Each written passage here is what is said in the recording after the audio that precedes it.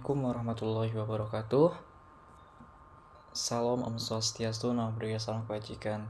Izin memperkenalkan diri, nama saya Muhammad Frazikri dari kelas 3A. Pada kesempatan kali ini, mungkin saya bakal berbagi informasi atau pengetahuan mengenai COVID-19 dalam rangka memenuhi tugas dari UAS Keperawatan Keluarga. Oke, baik teman-teman, ternyata menjelang akhir tahun 2023, kita digemparkan dengan adanya fenomena kasus COVID-19 yang tiba-tiba melonjak drastis, baik itu di dunia maupun di Indonesia. Salah satunya yaitu di negara Singapura. Kementerian Kesehatan Singapura mengungkapkan bahwa kasus COVID-19 yang ada di negara mereka mencapai 22.000 kasus. Sedangkan di Indonesia sendiri, data yang tertulis di Kementerian Kesehatan pada hari ini atau per hari ini yaitu 331 kasus COVID-19. Tidak hanya itu, bahkan di negara tetangga kita, di negara Malaysia, kasus COVID-19 ini itu naik sebesar 57%. Hal tersebut tentunya menjadi warning bagi kita agar tentunya kita bisa menyiapkan diri lagi menghadapi fenomena yang terburuk atau kejadian yang terburuk yaitu COVID-19. Oke teman-teman, kalau misalkan kita sedikit flashback ke belakang, tentunya kita sudah nggak sih apa itu COVID-19, tanda dan gejalanya, dan bagaimana cara pencegahannya biar tidak tertular. Nah, pada kesempatan kali ini, mari kita sama-sama untuk mengingat kembali atau mengulas kembali mengenai COVID-19 dan gimana sih caranya agar kita tidak terhindar atau kita tercegah dari tertularnya COVID-19 ini.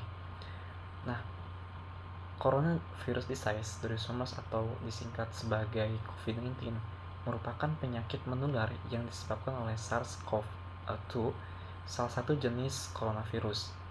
Nah, penderita COVID-19 ini memiliki beberapa tanda dan gejala, misalkan batuk kering, demam, kesulitan bernapas, dan yang paling mungkin terjadi atau yang paling mungkin parah terjadi yaitu hingga kematian. Kalau misalkan kita melihat dari tanda dan gejalanya, itu nggak jauh beda ya teman-teman sama tanda dan gejala kayak demam biasa atau bahkan penyakit-penyakit batuk biasa gitu ya. Tapi tentunya untuk menentukan apakah seseorang terkena COVID-19 atau enggak itu tentunya kita harus melakukan tes gitu. Salah satunya itu adanya swab test gitu ya. Kemudian tentunya COVID-19 ini kita kenal ini sebagai penyakit yang menular. Bisa terjadi melalui droplet, percikan, atau bisa juga melalui udara. Misalkan ketika teman-teman dekat dengan orang yang misalkan mempunyai COVID-19 dan orang tersebut batuk, nah maka kemungkinan dari hasil batuk tersebut, percikan tersebut bisa menular ke teman-teman itu sendiri. Teman-teman, maka dari itu diperlukan adanya tindakan preventif atau tindakan pencegahan agar nantinya ke depan kita bisa terhindar atau tercegah dari COVID-19 ini. Yang pertama adalah memakai masker. Ini sangat penting buat teman-teman yang sering berpergian keluar, karena kita nggak tahu gitu kondisi di luar bagaimana, sehingga untuk memprotek diri kita itu ya kita harus pakai masker gitu. Kemudian selanjutnya itu menjauhi kerumunan atau keramaian. Nah, mungkin ini menjadi salah satu tindakan preventif juga ya, agar nantinya ketika kita menjauhi kerumunan itu kesempatan tertularnya itu sangat rendah gitu. Dan yang selanjutnya, yang ketiga, yaitu menjaga kebersihan diri. Misalkan kebersihan tangan, cuci tangan yang baik dan benar, menggunakan sabun gitu kan, dan lain sebagainya. Nah, kemudian menghindari menyentuh bagian mata, hidung, ataupun yang lainnya, mulut, dengan orang yang terkontak COVID-19. Nah, selanjutnya itu menerapkan etika batuk. Nah, ketika kita batuk misalkan, kita harus menutupnya dengan kain atau tisu seminimal mungkin agar nantinya percikan batuk kita tidak tertular atau tidak terkena orang lain gitu. Nah, yang selanjutnya ini menjaga jarak ya minimal 1 meter. Ini menjadi sangat penting banget tadi untuk beberapa upaya tindakan atau pencegahan agar kita tidak tertular dari COVID-19. Nah, selanjutnya teman-teman, di sini ada beberapa tindakan promotifnya nih.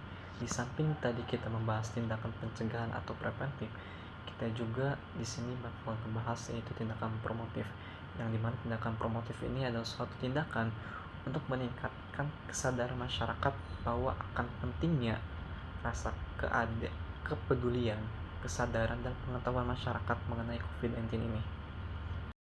Hal ini ditunjukkan karena masih banyak masyarakat yang minim pengetahuan, yang kurang sadar, yang kurang peduli terhadap diri mereka sendiri, dan hal tersebut bakal memungkinkan bagi mereka untuk terkena COVID-19 ini.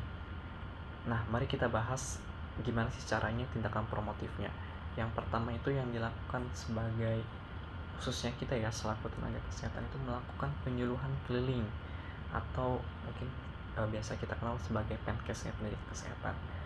Nah, bisa ke rumah warga langsung door to door gitu, atau bisa mengadakan di suatu event atau di posyandu dan lain sebagainya.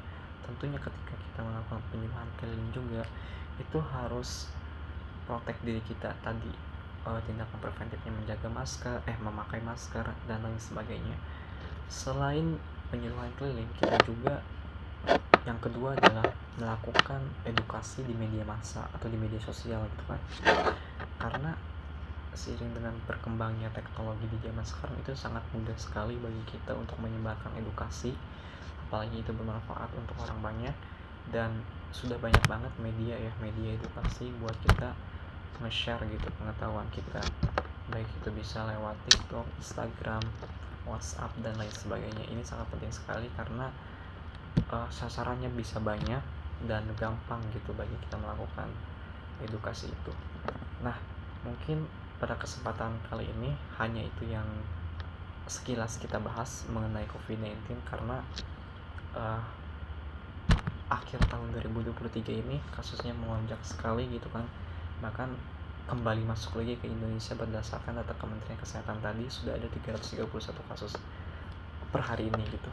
Maka dari itu saya ingin share ke teman-teman semuanya bahwa ini menjadi warning bagi kita semua, dan tentunya di sini ada beberapa tindakan pencegahannya agar kita terhindar, dan tentunya di samping itu kita bisa melakukan tindakan promotifnya gitu kan. Oke, mungkin itu aja yang bisa saya sampaikan. Mudah-mudahan sekilas informasi sekilas ini bermanfaat untuk teman-teman semuanya. Kurang lebihnya mohon maaf dari saya. Saya pamit undur diri. Wassalamualaikum warahmatullahi wabarakatuh.